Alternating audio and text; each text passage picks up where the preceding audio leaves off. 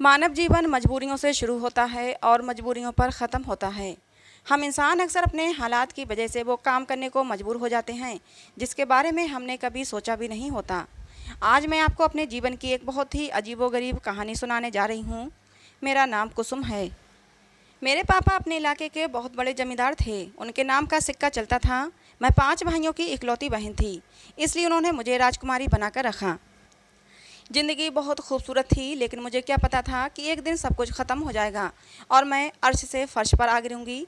ये गर्मियों की बात है। मेरे सबसे बड़े भाई की शादी की तैयारियां ज़ोरों पर थीं और सबसे ज़्यादा मैं खुश थी, क्योंकि मुझे अपने घर में कोई हल्ला गुल्ला करने वाला चाहिए था। मैंने पूरे 14 दिन पहले से ढोलक बजाना शुरू कर दिया था और किसी ने मुझे मना भी नहीं किया था, क्योंकि मैं घर की लाडली बेटी थी। मैं तितली की तरह इधर उधर उड़ती फिर रही थी। शादी से 1 हफ्ता पहले मेरी भाभी के मायके वाले आए थे। वो शादी में दिया जाने वाला दहेज पहुंचाने आए थे। मेहमानों में भाभी के 2 भाई थे और उनके अलावा कुछ और लड़के भी थे। मम्मी पापा ने ही उन लोगों का स्वागत किया था। मैं उस तरफ नहीं गई थी, क्योंकि मेरा लड़कों में कोई काम नहीं था। लेकिन मुझे क्या पता था कि किसी की नज़र मुझ पर पड़ चुकी है और अब मेरी ज़िंदगी तबाह होने वाली है। मैं तो अपनी ही मौज मस्ती में थी। मेहमान चले गए थे। मैं भाभी के दहेज का सामान देखने आई थी। एक से बढ़कर एक चीज़ थी। मम्मी बहुत खुश हो रही थीं। कहने लगीं, यूँ तो हमें दहेज की कोई ज़रूरत नहीं थी और ना ही हमारे घर में इस सामान को रखने की गुंजाइश है, लेकिन गुंजन के माँ बाप ने इतना दहेज दिया है, वो भी इतनी अच्छी क्वालिटी का, कि सब तरफ चर्चे हो रहे हैं। गुंजन के माँ बाप ने इतना दहेज देकर हमारा नाम ऊंचा कर दिया। मम्मी की बात सुनकर मैं दंग रह गई। सोचने लगी, कितनी गंदी सोच है। किसी के दिए से ना भला होता है, ना ही किसी के किए से नाम ऊंचा होता है। इज्जत और शोहरत देना तो भगवान के हाथ में होता है। भगवान के पास तो हर चीज़ के खजाने होते हैं, फिर हम इंसान अपने भगवान से ही क्यों नहीं मांगते हैं। दुनिया वालों की दी हुई इज्जत भी भला कोई इज्जत है। लेकिन सारी बातें मेरे दिल में ही रह गईं। मम्मी से कह ना सकी, क्योंकि फिर मम्मी नाराज़ हो जाया करती थीं और कहती थीं कि कुसुम, अपनी पढ़ाई लिखाई का रौब मुझ पर मत झाड़ा करो। खैर, मैंने सर झटका और शादी के बारे में सोचने लगी। मैंने भाई की शादी के लिए सारी तैयारियां कर रखी थीं। मेरे पास एक से बढ़कर एक चीज़ मौजूद थी, इसलिए खुद को बहुत रिलैक्स फील कर रही थी कि चलो, शादी के टाइम पर बाजारों के चक्कर नहीं लगाने पड़ेंगे। बस वो पूरा दिन हल्ला गुल्ला करने में ही निकल जाता था। उस दिन भी ढोलक की रस्म पूरी करने के बाद मैं रात के करीब 11 बजे कमरे में आई थी। थकावट की वजह से आते ही बिस्तर पर गिर पड़ी थी और फौरन सो गई थी। अभी शायद नींद कच्ची थी, क्योंकि मैंने महसूस किया कि जैसे कोई मुझे देख रहा है। ये ऐसा एहसास होता है जो इंसान को नींद में भी महसूस होता है। मैं हड़बड़ाकर उठ गई थी। मेरे पूरे कमरे में अंधेरा था, लेकिन खिड़की से आने वाली रोशनी से मैं देख सकती थी कि कमरे में एक साया है। मेरे दिल में पहला ख्याल यही आया कि शायद कोई भूत है, और ये ख्याल आते ही मैं ज़ोर ज़ोर से चीखने लगी थी। मैं बचपन से ही बहुत ज़्यादा डरपोक थी। मैं ज़ोर ज़ोर से चीख रही थी और साथ ही साथ हनुमान चालीसा भी पढ़ रही थी। मेरी चीखें सुनकर बाहर हलचल मच चुकी थी। मेरी थोड़ी सी हिम्मत बंधी कि कुछ ही देर में सब लोग कमरे में आ जाएंगे और वो भूत भी भाग जाएगा। लेकिन वो साया अब भी ज्यों का त्यों मेरे कमरे में खड़ा हुआ था। वो नहीं भागा था। मैं उसे साफ साफ देख सकती थी कि वो मेरे सामने खड़ा है। तभी मेरे कमरे का दरवाज़ा खुला और बहुत सारे लोग कमरे में आए। किसी ने स्विच बोर्ड पर हाथ मारकर कमरे की लाइट ऑन कर दी। वो भूत अब एक लड़का बन चुका था। सब लोग हक्का बक्का से खड़े उस लड़के को देख रहे थे। मैं भागकर पापा के गले लग गई और रोते हुए कहने लगी, पापा मुझे बचा लो, पता नहीं ये कौन है। मेरे पापा के रिएक्शन अजीब हो चुके थे। उनके माथे की नसें तन गई थीं। गुस्से से बोले, कौन हो तुम और मेरी बेटी के कमरे में क्या कर रहे हो। लड़का बोला, अंकल जी, आपने मुझे पहचाना नहीं। मैं गुंजन का कजिन हूँ। उस दिन दहेज पहुँचाने जो लोग आए थे उनमें मैं भी था। उस दिन जब मैं घर जाने लगा तो कुसुम ने मुझे एक पर्ची दी थी। उस पर एक नंबर लिखा था और साथ में ये भी लिखा था कि रात को फ़ोन ज़रूर करना। मैंने कुसुम को फ़ोन किया तो वो बोली कि मयंक, तुम मुझे पसंद हो। पहली ही नज़र में तुम मेरे दिल को भा गए हो। मैं तुमसे दोस्ती करना चाहती हूँ। और अंकल जी, आप तो जानते ही हैं कि जब लड़कियाँ खुद से फ्री होने की कोशिश करें, लड़कों के पास आने की कोशिश करें, तो फिर लड़के कहाँ पीछे रहते हैं। मेरी और कुसुम की बातें फ़ोन पर होने लगी थीं। कुसुम मुझे कमरे में भी बुलाती थी। मैं पहले भी 2 बार आ चुका हूँ। वो मुझसे कहती है कि तुम अभी के अभी मेरा रिश्ता मेरे मम्मी पापा से मांग लो, मैं तुमसे शादी करना चाहती हूँ। लेकिन मैंने उससे कहा कि मुझे अपनी ज़िंदगी बहुत प्यारी है, मैं खुद से ऐसा कदम उठाऊँगा नहीं। हाँ, रिश्ता मांगने के लिए अपने मम्मी पापा को भेज सकता हूँ और फिर अभी इसी वक्त इसने इसी बात पर चीखना चिल्लाना शुरू कर दिया कि तुम बहाने कर रहे हो, तुम मुझसे शादी नहीं करना चाहते। बस इसी बात पर ज़ोर ज़ोर से चीखने लगी और कहने लगी कि मैं तुम्हें तुम्हारे इनकार की सज़ा ज़रूर दिलवाऊंगी। मैं चाहता तो उसके चीखने चिल्लाने से डरकर भाग सकता था, लेकिन मैंने इसकी ज़रूरत महसूस नहीं की। आखिर हम एक दूसरे से प्यार करते हैं, डरने वाली क्या बात है। और फिर अब तो हम रिश्तेदार हो ही जाएंगे। मैं कल ही अपने मम्मी पापा को अपना रिश्ता लेकर भेजूंगा। मयंक नामी वो लड़का ये कहकर मुड़ने लगा तो मेरे बड़े भाई सुरेश ने उसका गिरेबान पकड़ लिया और उसे रोक लिया। उसे अपनी तरफ मोड़ते हुए सुरेश भाई ने उसकी नाक पर ऐसा घूंसा मारा कि उसकी नाक से खून बहने लगा था। उसकी नाक से बहते खून को देखकर मैं होश में आई थी, नहीं तो उसके लगातार झूठ बोलने से ही मैं सकते में चली गई थी। होश में आते ही मेरे मुंह से यही निकला, पापा ये लड़का झूठ बोल रहा है, मैं तो इसे जानती भी नहीं, पता नहीं ये लड़का कौन है और मुझ पर इल्ज़ाम क्यों लगा रहा है। सुरेश भाई उस लड़के को लगातार पीट रहे थे और वो लड़का पिटते हुए भी यही कह रहा था कि मैं सच कह रहा हूँ, मैं झूठ नहीं बोल रहा। अगर आपको मेरी बात का विश्वास नहीं है तो मैं अपनी माँ बाप की कसम खाने को भी तैयार हूँ कि मैं सच कह रहा हूँ।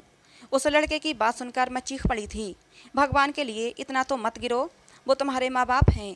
एक जरा सी बात के लिए तुम उन दोनों की कसम खाओगे जो तुम्हें इस दुनिया में लेकर आए। अगर माँ बाप की झूठी कसम खाओगे तो तुम्हारी 7 नस्लें तबाह हो जाएंगी। कुछ तो शर्म करो। मेरी बात सुनकर वो लड़का बोला, कुसुम घबराने की ज़रूरत नहीं है, तुम कुछ भी मत बोलो, मैं सब कुछ हैंडल कर लूँगा। फिर वो सुरेश भाई से बोला, सुरेश भाई मैं कुसुम को मान सम्मान दूंगा, उसे अपने घर की इज्जत बना लूँगा। बस आप अभी के अभी पंडित जी को बुलवाकर हमारी शादी के मंत्र बुलवा दें और शादी कर दें। और अगर आपने ऐसा नहीं किया तो एक बात कान खोलकर सुन लें, मैं और कुसुम आपको बदनाम कर देंगे। हम मौका देखते ही घर से भाग जाएंगे। मेरे पापा ने मुझे कहर भरी नज़रों से घूरा था और मुझे खुद से दूर धकेल दिया था। मेरे भाई भी मुझे नफ़रत भरी नज़रों से देख रहे थे। पापा गुस्से से दहाड़ते हुए बोले कि इससे तो अच्छा था मेरे घर में बेटी पैदा ही न होती। अपने भाइयों की और पापा की नफ़रत देखकर मैं सदमे से निढाल हो गई थी। मेरे चौथे नंबर वाला भाई बोला, पापा इन कमीनों के यही सज़ा है, इनको मारकर इनकी लाश को कुत्तों को खिलाना चाहिए। ये बात सुनकर मेरी मम्मी सहम गई थीं। वो फ़ौरन आगे बढ़ी और पापा के पैरों में बैठ गईं और पैर पकड़ते हुए बोली, भगवान के लिए मेरी बच्ची को छोड़ दो, उसे मत मारो। अगर आप उसे सज़ा देना ही चाहते हैं तो यही सज़ा दें कि उसकी शादी इस लड़के से करवाकर इस घर से निकाल दें।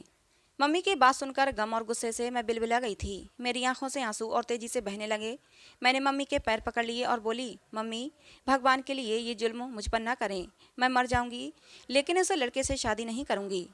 मैं तो इस लड़के को जानती भी नहीं हूँ।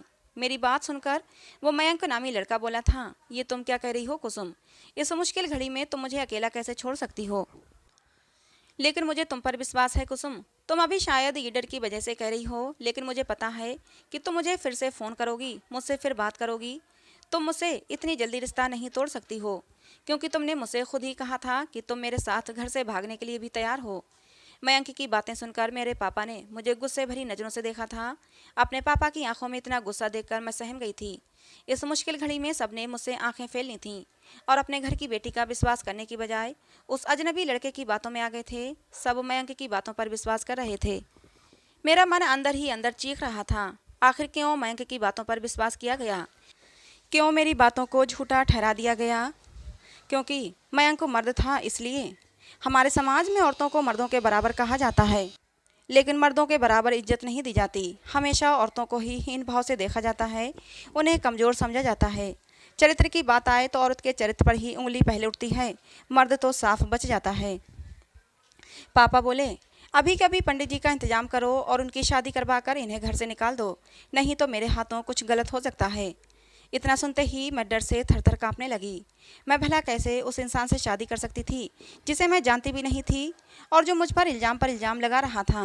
मैं पापा के पैरों पर गिर पड़ी और रो रो कर कहने लगी, पापा बेशक आप मुझे जान से मार दें, लेकिन इस इंसान से मेरी शादी ना करें। अगर आपने ऐसा किया तो मैं जीते जी मर जाऊंगी। मैं पापा के पैरों पर ही थी कि तभी सुरेश भाई ने मुझे बालों से उठाया और मेरे मुंह पर एक थप्पड़ मार दिया और गुस्से से बोले, ये सब तो तुम्हें इस लड़के को कमरे में बुलाने से पहले सोचना चाहिए था। मुझे लगता है इस लड़के से तुम्हारा दिल भर गया है, इसीलिए तुम इससे छुटकारा पाना चाहती हो और कल को किसी दूसरे लड़के को रात के अंधेरे में कमरे में बुलाने लगोगी। लेकिन हम ऐसा हरगिज नहीं होने देंगे। तुम्हें कोई हक नहीं है हमारी इज्जत से खिलवाड़ करने का। मैं रोती रही, चीखती रही, सफाइयाँ देती रही, लेकिन किसी ने मेरा विश्वास नहीं किया। और फिर वही हुआ जो मैंने सपने में भी नहीं सोचा था। मेरी शादी उस मयंक नाम के लड़के से करा दी गई और मुझे रात के अंधेरे में ही घर से निकाल दिया गया। हवेली की दहलीज पार करते हुए मेरा दिल खून के आंसू रो रहा था। दुख इस घर को छोड़ने का नहीं था, दुख तो इस बात का था कि मैं उस घर से बेइज्जत और अपने चरित्र पर दाग लेकर निकली थी। मैंने मयंक की तरफ देखा, उसके चेहरे पर मुस्कुराहट थी। मयंक ने मेरा हाथ पकड़ा और उस बड़ी सी हवेली से मुझे बाहर ले आया और एक बड़े आलीशान घर को छोड़कर मैं एक दो कमरे के छोटे से मकान में आ गई। मयंक ने कमरे को पहले से ही सजा रखा था। उसने मुझे सजे हुए बेड पर बैठने को कहा। मैंने गुस्से से मयंक को जोर से धक्का दिया था और उस बेड पर पड़े फूलों को नोच नोच कर फेंक दिया था। ऐसा लग रहा था जैसे मैं पागल हो गई थी। मैं जोर जोर से चीख रही थी, चिल्ला रही थी। मेरी हालत देखकर मयंक रोने लगा और मेरे कदमों में बैठ गया और बोला, कुसुम मुझे माफ़ कर दो, जो भी कुछ मैंने किया वो बहुत बड़ी मजबूरी में किया है। मैं तुम्हारा गुनहगार हूँ। मैं जिस दिन गुंजन दीदी का दहेज पहुंचाने घर गया था उसी दिन मेरी नज़र तुम पर पड़ गई थी और तुम्हें देखते ही मैं अपने होशो हवास खो बैठा था। वो पहली नज़र की मोहब्बत थी जो मुझे तुमसे हो गई थी। उसके बाद मैं तुम्हें एक पल के लिए भी नहीं भुला पाया। उस दिन दिल की गहराइयों से मैंने तय किया था कि मैं तुम्हें पाकर ही रहूँगा, लेकिन मैं तुम्हें सीधे तरीके से कभी भी हासिल नहीं कर सकता था, क्योंकि कहाँ तुम महलों में रहने वाली और कहाँ मैं 2 कमरों के छोटे से मकान में रहने वाला गरीब इंसान। भले ही मैं गुंजन दीदी का रिश्तेदार हूँ, लेकिन हैसियत में उनसे बहुत कम हूँ। मेरे पापा बचपन में ही मुझे छोड़कर इस दुनिया से चले गए थे और मेरी माँ ने गुंजन दीदी के घर पर नौकरों की सी जिंदगी गुजारी थी। फिर तुम्हारे अमीर माता पिता एक नौकरानी के बेटे से अपनी इकलौती बेटी की शादी कैसे कर देते? कुसुम, बचपन से लेकर अब तक मैं छोटी छोटी चीज़ों के लिए तरसता रहा हूँ। मुझे याद नहीं कि मेरी माँ ने मुझे कोई भी मेरी फरमाइश पूरी की हो, और एक खिलौना भी मेरी माँ मुझे खरीद कर नहीं दे पाती थी। मैं हमेशा दूसरों के बच्चों के टूटे फूटे खिलौने से ही खेला हूँ। बचपन से लेकर अब तक इतने दुख उठाए हैं कि मेरे अंदर दुखों का एक नासूर बन गया है। जब तुम्हें देखा तो ऐसा लगा कि तुम मेरे इस नासूर की दवा हो। प्लीज़ कुसुम, मुझे ऐसे मत ठुकराओ, मेरी मोहब्बत को कबूल कर लो। मैं वादा करता हूँ पूरी ज़िंदगी तुम्हें खुश रखूँगा, कभी भी तुम पर कोई आँच नहीं आने दूँगा। मैं ये भी वादा करता हूँ कि जब तक तुम्हारी इजाज़त नहीं होगी मैं तुम्हें हाथ भी नहीं लगाऊँगा। हमेशा मैं तुम्हारे साथ दोस्तों की तरह रहूँगा।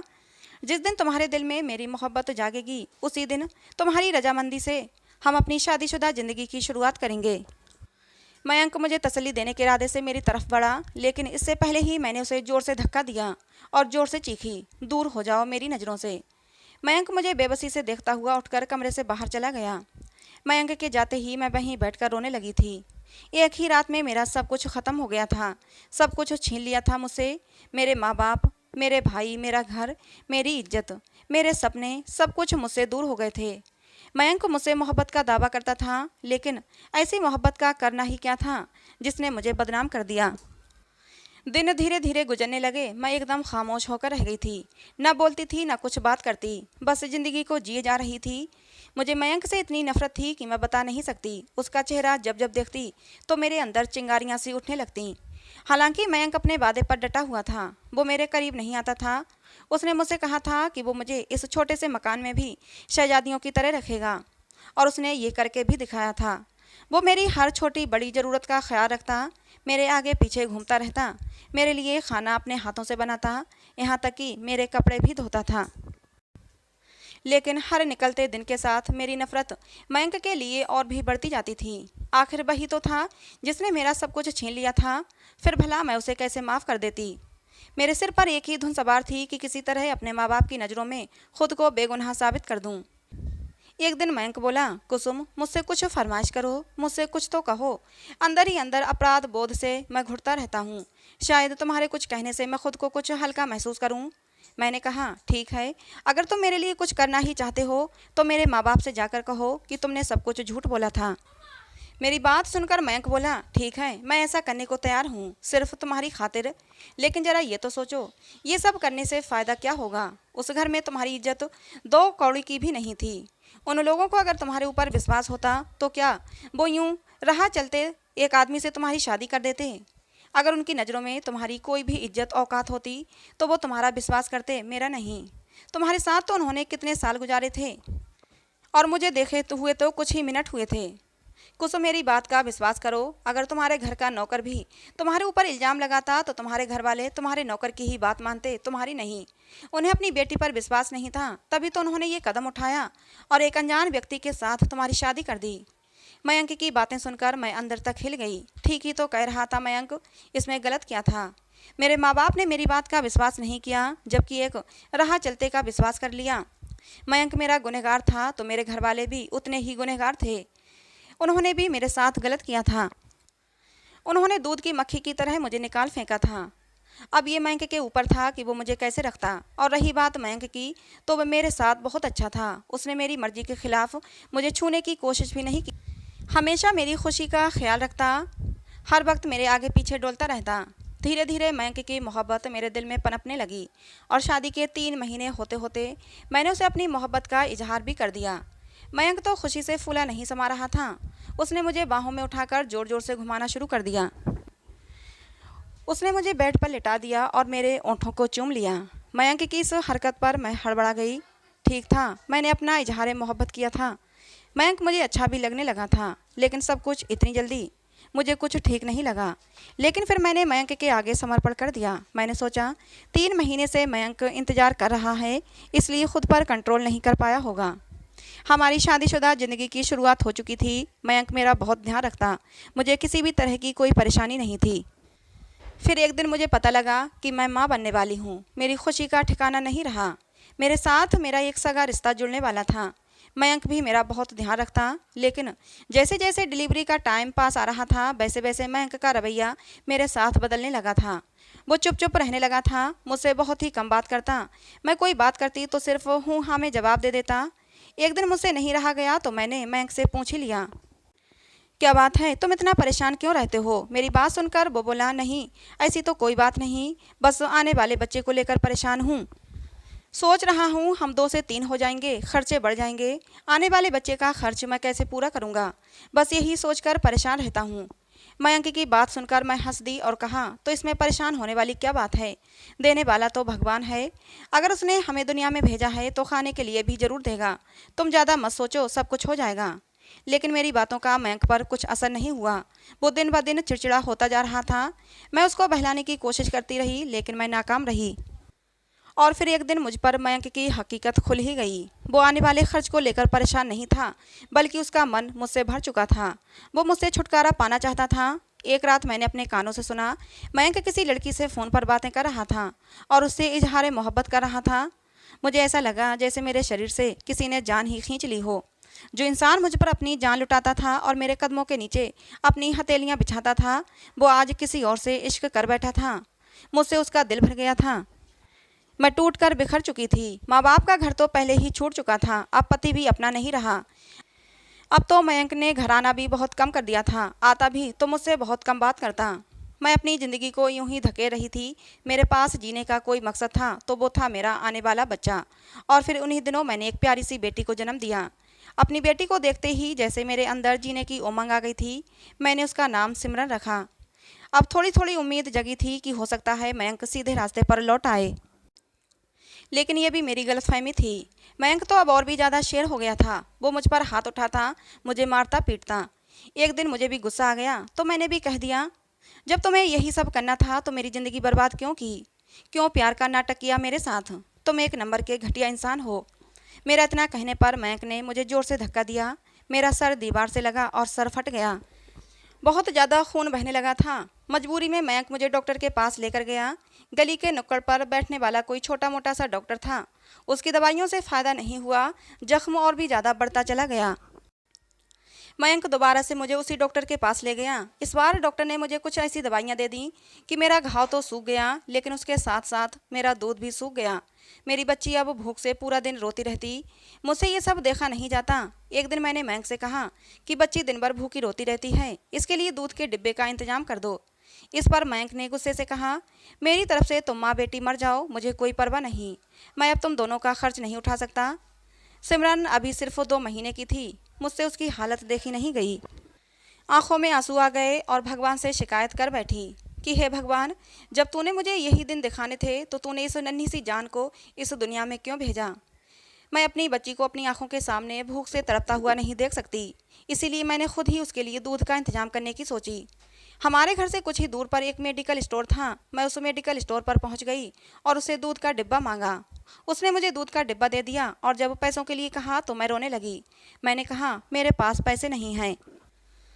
मैंने उस मेडिकल वाले से कहा, मैं बहुत मजबूर हूँ, प्लीज़ मुझे दूध का डिब्बा उधार दे दो, बाद में मैं तुम्हारे पैसे दे दूंगी। उस मेडिकल वाले ने कहा, इस दुनिया में कोई भी हसीन औरत मजबूर नहीं हो सकती। तुम ये दूध का डिब्बा ले जाओ, लेकिन मेरा फ़ोन नंबर भी ले जाओ और अपना फ़ोन नंबर दे जाओ, मैं तुमसे फ़ोन पर बात करूँगा। उस समय मुझे सिर्फ अपनी भूख से बिलखती बच्ची ही दिखाई दे रही थी। जब उसने मुझसे मेरा फ़ोन नंबर मांगा तो मैंने फ़ौरन नंबर दे दिया और उसका फ़ोन नंबर भी ले लिया। मेरा फ़ोन नंबर लेकर उसने जब अपना फ़ोन नंबर मेरी तरफ बढ़ाया तो मेरे हाथ उस पर्ची को लेते हुए कांप रहे थे। मेरी परवरिश ऐसी नहीं थी कि मैं कोई गलत काम करती, लेकिन मैं क्या करती, मैं मजबूर थी।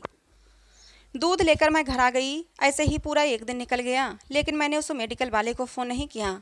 अगले दिन उस मेडिकल वाले का फ़ोन आ गया, लेकिन उसने हालचाल पूछने के बाद फ़ोन रख दिया। मैंने भी सुख का सांस लिया कि चलो आज तो इससे पीछा छूटा।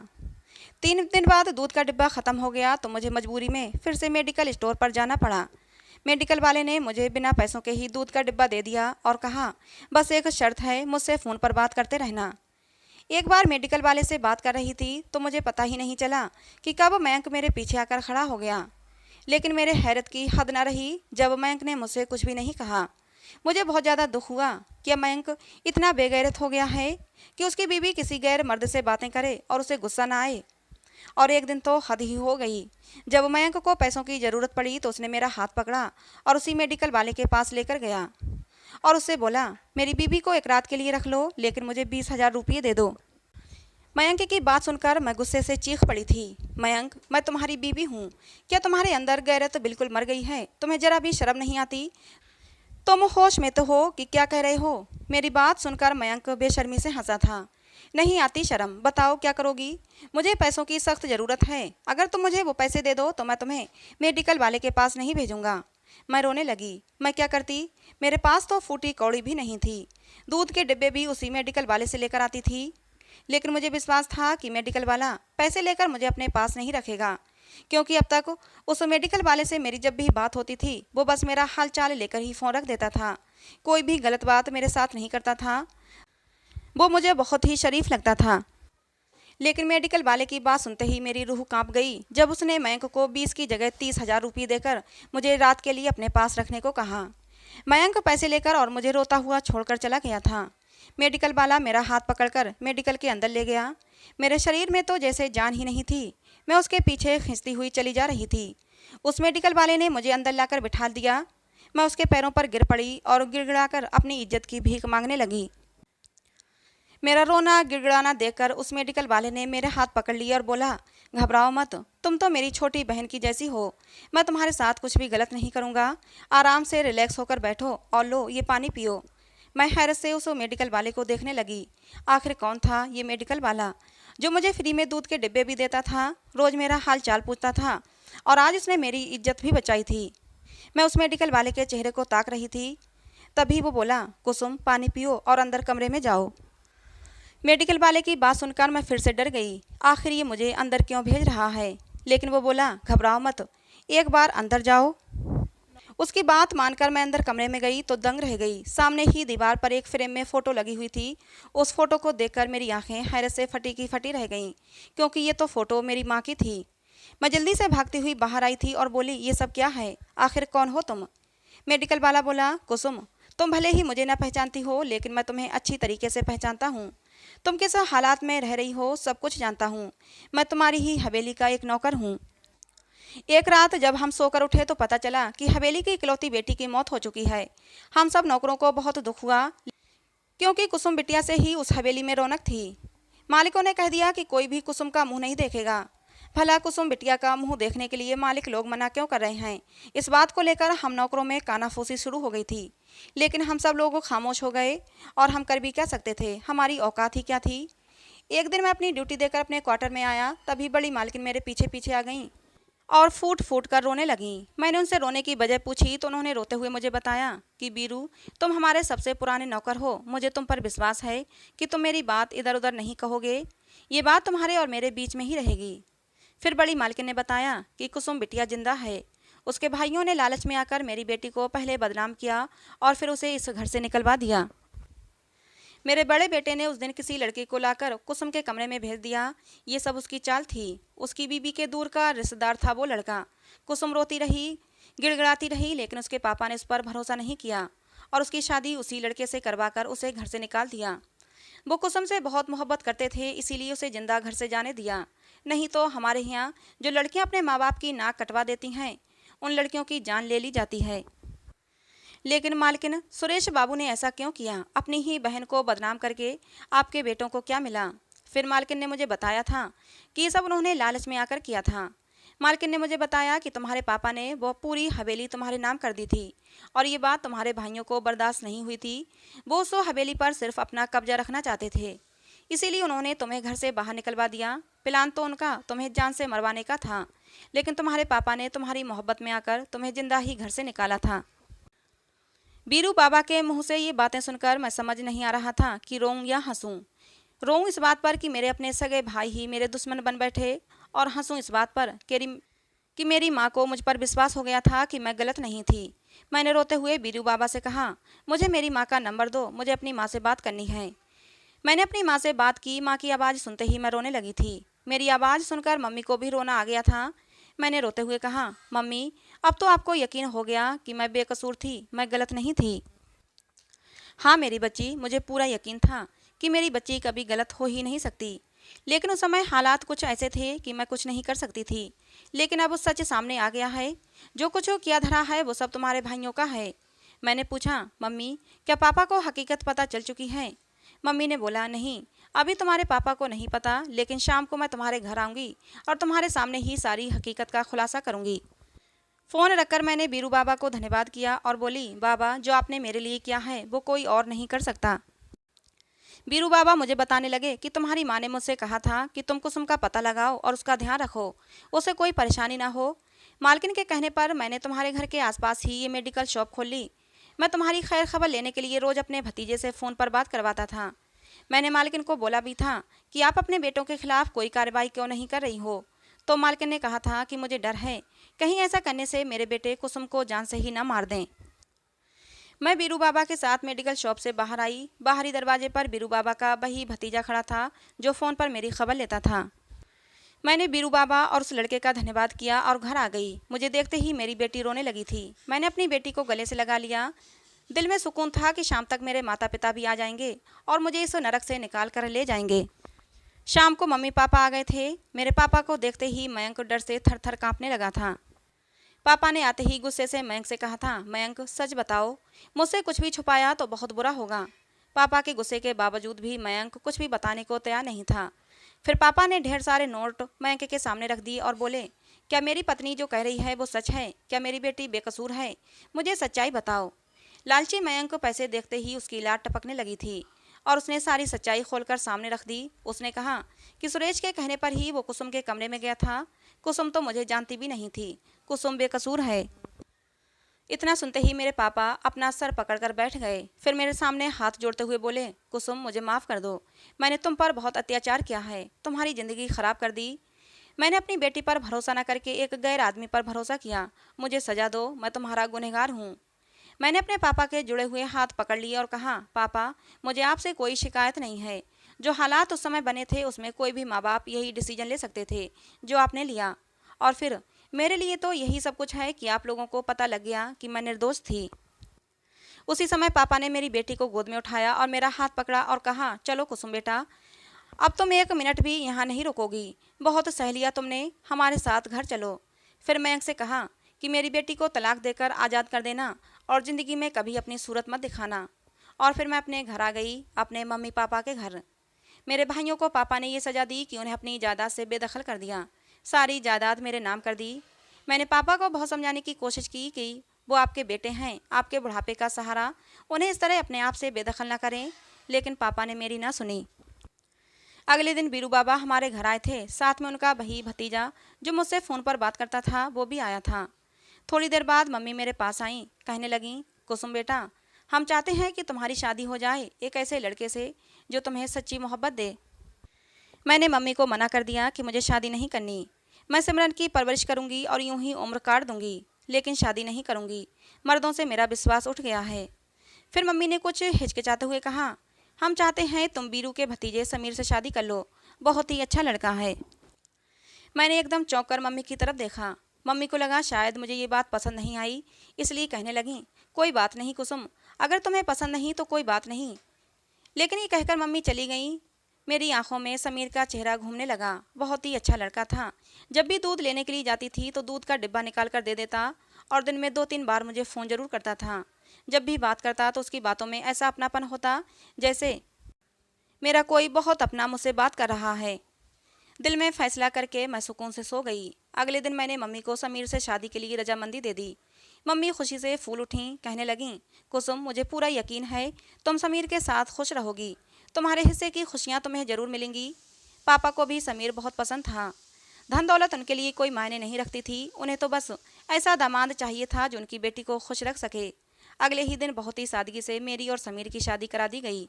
और समीर से शादी करने के बाद मैंने जाना कि खुशियाँ क्या होती हैं, पति का प्यार क्या होता है। समीर ने मुझे इज्जत और सम्मान दिया जो पत्नी का हक होता है। वो मुझसे बेहद मोहब्बत करता था। मेरी बेटी को भी उसने अपना लिया था और उसे भी बहुत मोहब्बत करता था।